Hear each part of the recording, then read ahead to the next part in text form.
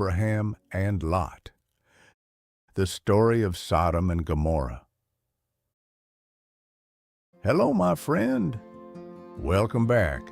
Tonight, we continue our story.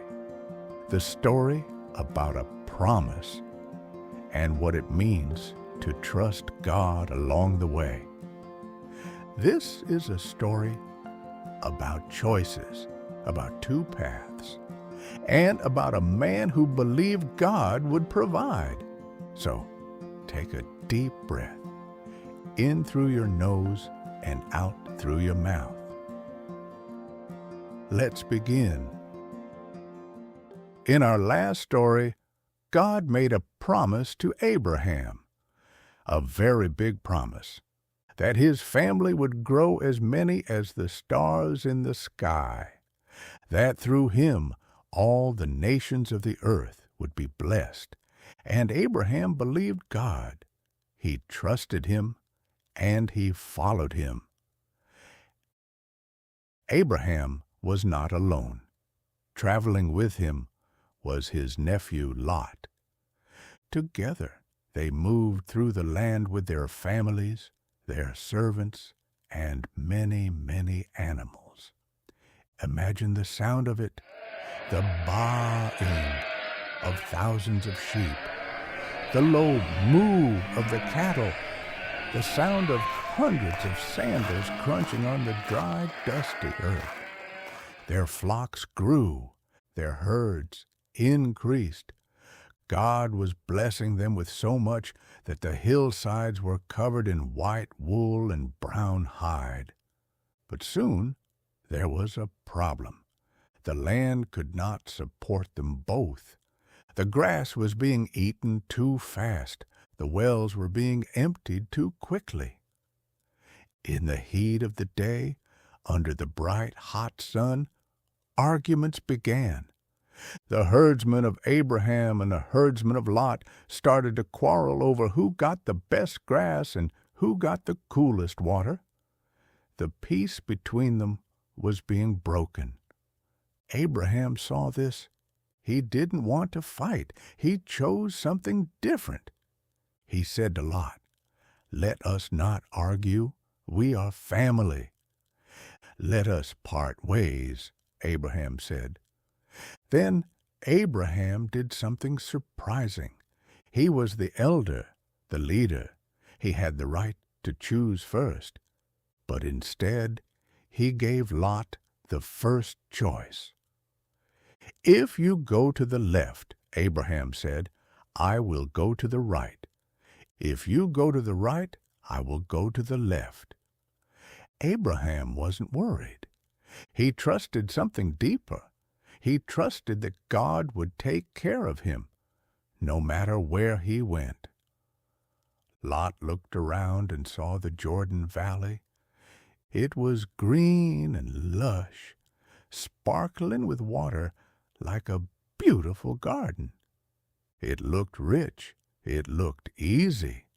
So Lot chose that land. He packed up his tents and moved his family closer and closer to a city called Sodom. But that city was not a good place.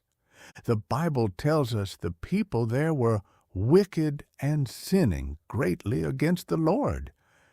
They did not follow God. Abraham stayed behind on the dusty hills of Canaan. The land around him did not look as rich. It did not seem as easy. But Abraham had something better. He had God's promise. God spoke to Abraham again. "Look around you," God said. "Lift up your eyes. Look north and south, east and west. All the land you see, I will give to you and your family forever." Once again, God reminded Abraham, "I am with you. My promise still stands." Time passed. Lot lived in the city, and the city became more and more wicked. God looked down at the cities of Sodom and Gomorrah, and he saw what was happening, just as he had seen before, long ago. Our God is patient, dear friend, but he is also just. He heard the cries of the people who were being treated unkindly there. He saw that the hearts of the people had grown very hard. So God told Abraham what he was about to do. God did not keep his plans a secret from his friend. But Abraham felt a great sadness in his heart. He thought of the families. He thought of his nephew Lot. Then Abraham did something very brave. He stepped closer to the Lord and began to talk to him. "Will you really destroy the good people along with the bad?" Abraham asked.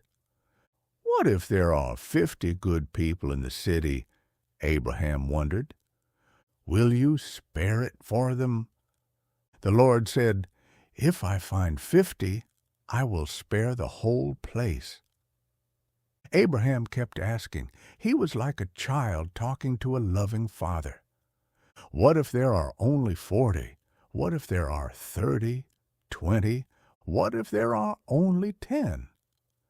And the Lord, in his great patience and mercy, promised Abraham, "For the sake of 10, I will not destroy it."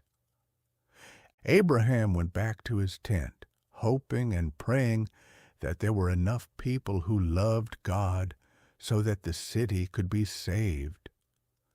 As the sun began to set, messengers, heavenly visitors, arrived at the gates of Sodom to warn Lot. They took him by the hand and told him to leave the city, because God is going to destroy the wickedness of Sodom. They told him to run. "Do not look back," they warned. Lot and his family escaped. But as they ran, Lot's wife stopped. She turned around to look back at the city she loved more than God's command, longing for what she left behind. In that moment, she was turned into a pillar of salt, standing forever on the plain, and the city was destroyed. But even in that moment, God showed mercy. He saved Lot because of his promise to Abraham. Back with Abraham, something wonderful was about to happen. God was not finished with his promise, even though Abraham and Sarah were old, even though they had waited so long. God was about to do something that seemed impossible, something that would make them laugh with joy. And that is where our next story begins. So remember this, my friend, not everything that looks green and easy is the best path, and not every quiet, dusty path is the wrong one. When we trust God, He leads us exactly where we need to be, just like Abraham. And now you know the true story. Sleep peacefully until our next story.